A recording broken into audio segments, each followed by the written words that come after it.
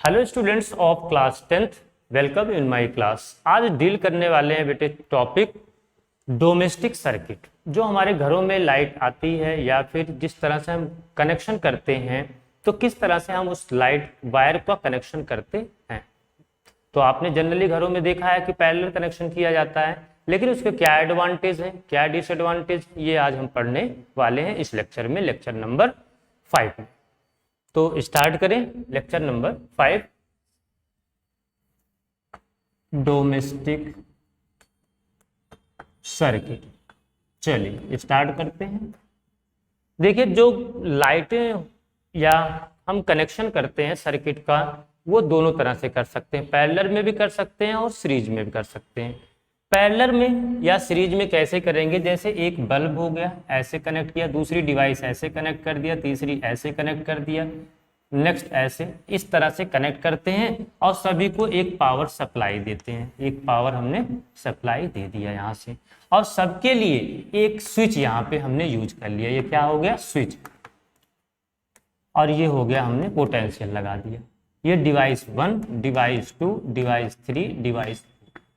Means इस तरह का जो कनेक्शन होता है उसको हम बोलते हैं सीरीज कनेक्शन। क्या बोलते हैं, सीरीज कनेक्शन। चलिए, इसके इस तरह से सर्किट को अगर हम लगाते हैं तो इसके क्या एडवांटेज और क्या डिसएडवांटेज हो सकते हैं। तो इस तरह के सर्किट अगर हम लगाते हैं तो सबसे पहले कि हमें ज़्यादा वायर का यूज नहीं करना पड़ेगा, ज़्यादा स्विच का नहीं यूज करना पड़ेगा। मीन्स काफ़ी इसमें सेव हो जाता है। स्विचेस सबके लिए पर्टिकुलर स्विच लगाना नहीं पड़ेगा, तो उतना ज़्यादा कॉस्टली नहीं होगा इन कंपेरेटिवली पैरेलल डोमेस्टिक सर्किट से। तो लेकिन इसके बहुत सारे डिसएडवांटेज हैं, इसके बहुत सारे डिसएडवांटेज हैं। वो डिसएडवांटेज क्या क्या है, ये हम यहाँ पे सीखेंगे। पहला डिसएडवांटेज इसका क्या है कि अगर कोई भी स्विच हमारा ऑपरेट करना बंद कर दे, तो इसके साथ अगर कोई भी डिवाइस ऑपरेट करना बंद कर दे तो सारे डिवाइसेस ऑपरेट नहीं करेंगे, कोई डिवाइसेस ऑपरेट नहीं करेगा। दूसरा इसका डिसएडवांटेज क्या हो जाएगा कि अगर सीरीज में हम सभी डिवाइस को लगाते हैं तो सीरीज में हम जानते हैं कि सभी का ओवरऑल जो इस सर्किट का रेजिस्टेंस है वो हमेशा बढ़ जाएगा। रेजिस्टेंस बढ़ जाएगा तो करंट कम फ्लो होगा।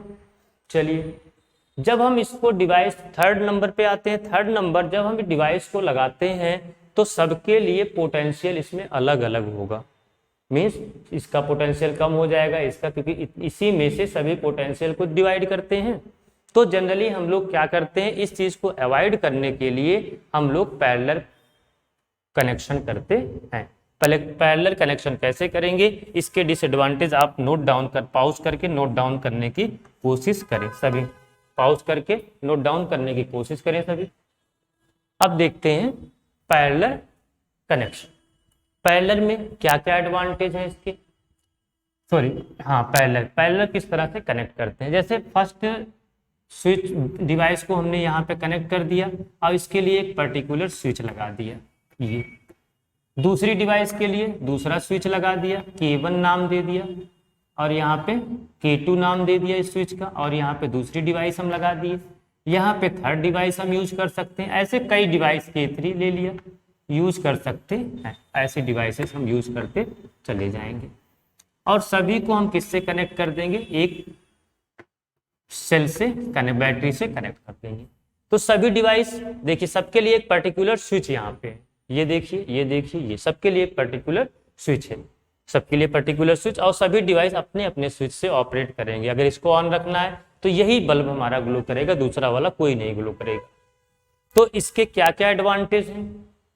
एडवांटेज नंबर पे आते हैं। पहला एडवांटेज कि all devices have a particular switch,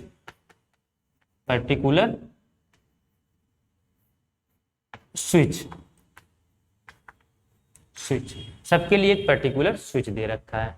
overall resistance of the circuit, overall resistance of the circuit is low. Parallel में वैसे भी रेजिस्टेंस कम हो जाता है, तो हमेशा पैरेलल में इस तरह से कनेक्ट करेंगे तो ओवरऑल जो सर्किट का रेजिस्टेंस होगा वो कम हो जाएगा। अगर इन केस अगर कोई भी डिवाइस हमारा ऑपरेट करना बंद कर दे तो बाकी डिवाइसेस ऑपरेट करती रहेंगी। All devices will work in case of fault in any device, किसी डिवाइस में अगर कोई प्रॉब्लम आती है तो बाकी डिवाइस वर्क करना अपना स्टार्ट रखेंगी। और किसी डिवाइस को हम क्या कर सकते हैं, अपनी रिक्वायरमेंट के अकॉर्डिंग हम ऑन ऑफ कर सकते हैं, बाकी को स्विच करके रख सकते हैं, मीन्स ऑफ करके रख सकते हैं। किसी पर्टिकुलर डिवाइस को हम ऑन कर सकते हैं। इससे क्या होगा, एनर्जी कंजर्वेशन होगा, कोई फालतू का कहीं पे भी कोई डिवाइस हमारा ऑपरेट नहीं करेगा। एनी डिवाइस यहाँ पे नोट कर सकते हैं, any device will work as our requirement, so we can save the energy. और क्या हो सकता है बेटे, और ये हो सकता है कि सभी डिवाइस के पास पोटेंशियल सेम रहेगा। All device have the same potential, all devices have the same potential, सभी के पास पोटेंशियल क्या होगा, सेम होगा। तो आप लोग इतना समझ गए होंगे किस तरह से हमारा डोमेस्टिक सर्किट पैरेलल में किस तरह से इसका एडवांटेज है, और किस तरह से इस सीरीज में कंबाइन करते हैं, किस तरह से इसका डिसएडवांटेज है। ठीक है, इतना नोट डाउन करें। इसके बाद देखते हैं जो कुछ क्वेश्चन पिछले लेक्चर में रह रहे थे कॉम्बिनेशन ऑफ रेजिस्टेंस के, उस क्वेश्चन को हम लोग डील करें। नोट डाउन करें सभी इसी को फटाफट। चलिए बच्चे क्वेश्चन चेक करते हैं। क्वेश्चन अगर हमें इस तरह से कई बार क्वेश्चन पूछा जाता है कि रेजिस्टेंस 3 ओम और इसके पैरेलल हमने ले लिया 6 ओम का रेजिस्टेंस, और एक रेजिस्टेंस यहाँ पे हमने ले लिया 2 ओम का, और यहाँ पे हमने एक 12 वोल्ट की बैटरी कनेक्ट कर दिया। तो हमें इसमें क्वेश्चन में पूछा जा सकता है find the current in all resistance and potential in all resistance. तो फाइंड करंट किस तरह से करेंगे इसको देखना बहुत इंपॉर्टेंट क्वेश्चन है। Current in all register and potential drop in all register. चलिए इसे हमें फाइंड आउट करना है। तो सबसे पहले करंट फाइंड आउट करने के लिए हमें सभी रजिस्टर का हमें ओवरऑल करंट पता होना चाहिए, टोटल करंट बैटरी कितना सप्लाई कर रहा है। टोटल करंट के लिए हमें टोटल रेजिस्टेंस पता होना चाहिए। तो इसको देखते हैं, ये दोनों किस में है, पैरेलल में है, और ये सब सिंगल बन जाएगा तो उसके साथ ये सीरीज में आ जाएगा। तो करके देखते हैं। 3 ohm and 6 ohm are in parallel, किसमें है, पैरेलल में।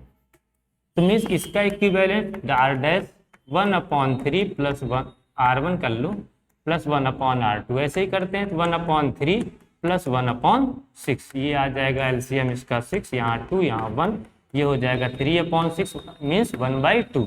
तो आर डैश की वैल्यू हो जाएगी 2 ओम। देन आर डैश एंड 2 ओम, ये रजिस्टर दोनों किस में हो जाएंगे, सीरीज में हो जाएंगे, क्योंकि सिंगल ये बन जाएगा और उसके साथ ये सीरीज में हो जाएगा। तो R dash and 2 ohm are in series. Then R total equivalence R dash plus 2, यहाँ से 2 प्लस 2 हो जाएगा 4 ओम। तो टोटल रेजिस्टेंस तो आ गया हमारे सर्किट का 4 ओम, ये निकल गया। अब यहां से हम देखते हैं करंट, टोटल करंट कितना बैटरी सप्लाई कर रहा है। तो करंट फ्रॉम द बैटरी से कितना करंट सप्लाई हो रहा है, I equals to V/R according to Ohm's law. तो यहाँ से B की वैल्यू 12 और ओवरऑल रेजिस्टेंस 4 आ गया 3 एम्पियर। 3 एम्पियर की करंट बैटरी ड्रॉ कर रही है। क्लियर हो गया इतना।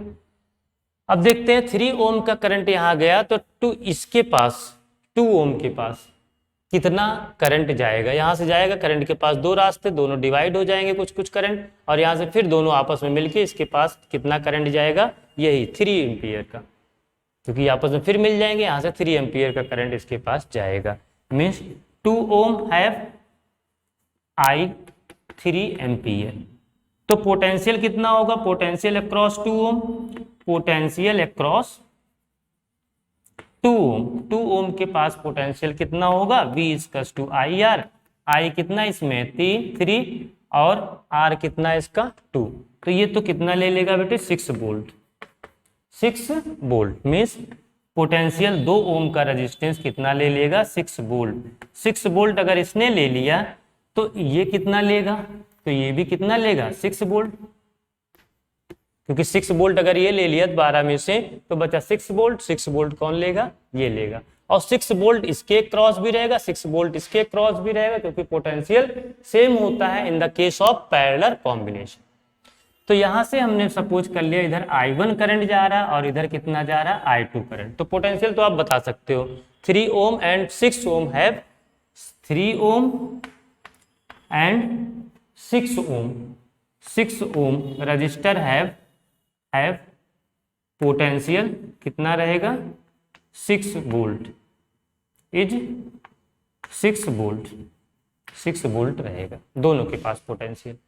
बट करंट कैसे हम निकालते हैं, देखो इधर I1 करंट जा रहा है, इसके पास पोटेंशियल है 6 वोल्ट, तो I1 into R equals to I R equals to B, ये होता है। तो 3 ओम के पास I1 करंट जा रहा है, तो I1 इंटू 3, रजिस्टर 3 है, इसका पोटेंशियल कितना है 6, तो I1 कितना हो जाएगा I1 इक्वल्स टू 6/2, 3 यहाँ से हो जाएगा 2 एम्पियर। मीन्स 3 ओम के पास कितना करंट गया 2 एम्पियर, तो 6 ओम के पास जाएगा टोटल करंट, तो यहाँ 3 एम्पियर था, 2 इधर चला गया तो बचा इधर कितना 1 एम्पियर।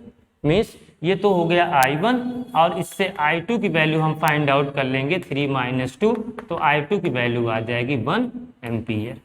इस तरह से हम करंट की वैल्यू को फाइंड आउट कर सकते हैं। क्लियर हो गया होगा सभी को। तो इस क्वेश्चन को आप सभी नोट डाउन करें फटाफट जल्दी। और ये लेक्चर यहाँ पे फिनिश होता है बच्चों, इसको अच्छे से पढ़ाई करें, प्रैक्टिस करें। इसके बाद नेक्स्ट लेक्चर में हम नेक्स्ट टॉपिक के साथ मिलते हैं, तब तक अच्छे से पढ़ाई सभी करते रहें।